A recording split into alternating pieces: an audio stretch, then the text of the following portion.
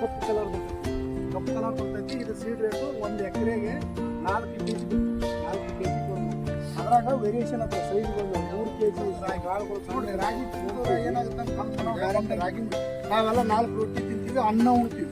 ಅನ್ನ ಉಂಡ್ರೆ ಏನಾಗುತ್ತೆ ಅಂದ್ರೆ ಬಾಡಿ ಏನಾಗುತ್ತೆ ಡೈಜೆಷನ್ ಆಗ್ಬೇಕಾದ್ರೆ ಸೌಂಡ್ ಮಾಡ್ತದೆ. ಸೌಂಡ್ ನಮ್ಗೆ ಗೊತ್ತಾಗಂಗಿಲ್ಲ ಸೌಂಡು.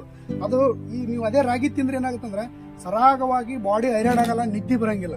ಮನುಷ್ಯ ಹೆಂಗಿರ್ತದೆ ನೋಡಿ ಆಜಿಟಿವ್ ಅದೇ ಮಿಲೆಟ್ಸ್ ಏನ್ ಮಾಡ್ತಾವ ಅಂತಂದ್ರೆ ಕಾರ್ಬೋಹೈಡ್ರೇಟ್ ಡೈರೆಕ್ಟ್ ಆಗಿ ನಾವು ರೈಸ್ ತೊಗೊಂಡ್ರೆ ಏನಾಗ್ತದೆ ಕಾರ್ಬೋಹೈಡ್ರೇಟ್ ಜಾಸ್ತಿ ಇರ್ತದೆ, ಡೈರೆಕ್ಟ್ ಆಗಿ ಏನಾಗ್ತದೆ ಶುಗರ್ ಕಂಟೆಂಟ್ ನಮ್ಗೆ ಜಾಸ್ತಿ ಆಗ್ತದೆ.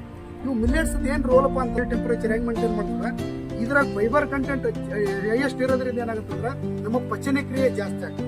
ಪಚನ ಕ್ರಿಯೆ ಜಾಸ್ತಿ ಆಗೋದ್ರಿಂದ ಯಾವುದು ನೀವು ಉಂಟದನ್ನ ಬೇಗ ಹೊರಗೆ ಹೋಗ್ತದೆ, ಹೊರಗೆ ಬಿಸಿನೀರಿರ್ತದೆ.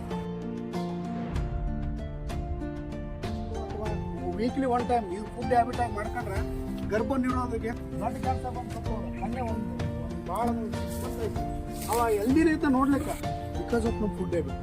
ಇಂಥ ಫುಡ್ ಹ್ಯಾಬಿಟ್ಗಳನ್ನು ಇವು ನಮ್ಮ ಒಂದು ಭಾಗವಾಗಿ ಇಟ್ಕೊಂಡ್ರೆ ಏನಾಗುತ್ತೆ ಅಂದ್ರೆ ನಾನು ಅದಕ್ಕೆ ಆಗಲೇ ಹೇಳಿದೆ, ಬ್ಯಾಲೆನ್ಸ್ಡ್ ಫುಡ್, ಬ್ಯಾಲೆನ್ಸ್ಡ್ ನ್ಯೂಟ್ರಿಯೆಂಟ್ ಇವ್ರ ಮುಖಾಂತರ ಹೋಗ್ಬೋದು. ಇವು 6 ಮಿಲೆಟನ್ನ ಎಲ್ಲಾ ನ್ಯೂಟ್ರಿಯೆಂಟ್ ಮನುಷ್ಯನಿಗೆ ಎಷ್ಟು ಬೇಕಲ್ಲ, ಎಸೆನ್ಷಿಯಲ್ ನಾನ್ ಎಸೆನ್ಷಿಯಲ್ ಅಂತ ಹೇಳ್ತೀವಿ ನಾವು.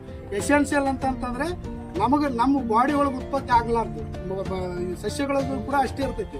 ನಮ್ಮ ಬಾಡಿ ಒಳಗೆ ಉತ್ಪತ್ತಿ ಆಗ್ಲಾರ್ದಕ್ಕೆ ಎಸೆನ್ಷಿಯಲ್ ಅಂತ ಕರಿತೀವಿ. ಅದನ್ನ ನಾವು ಎದ್ರ ಮುಖಾಂತರ ಕೊಡ್ಬೋದು ಅಂದ್ರೆ ಈ ಮಿಲೆಟ್. ನವಣಿ ನಿಮ್ಮ ಎಲ್ಲಾ ಮಿಲೆಟ್ಗಳಲ್ಲಿ ಒಂದೊಂದು ನವಣಿ ಅನ್ನ ಮಾಡಿದ್ರೆ ವಾಸನೆ ಹಂಗೆ ಎದ್ದು ಬರ್ತಿರ್ತದೆ.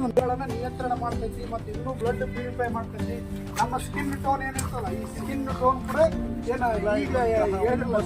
ನವರತ್ನಗಳನ್ನು ನೀವು ಪ್ರತಿನಿತ್ಯ ಸೇವಿಸಲೇಬೇಕು.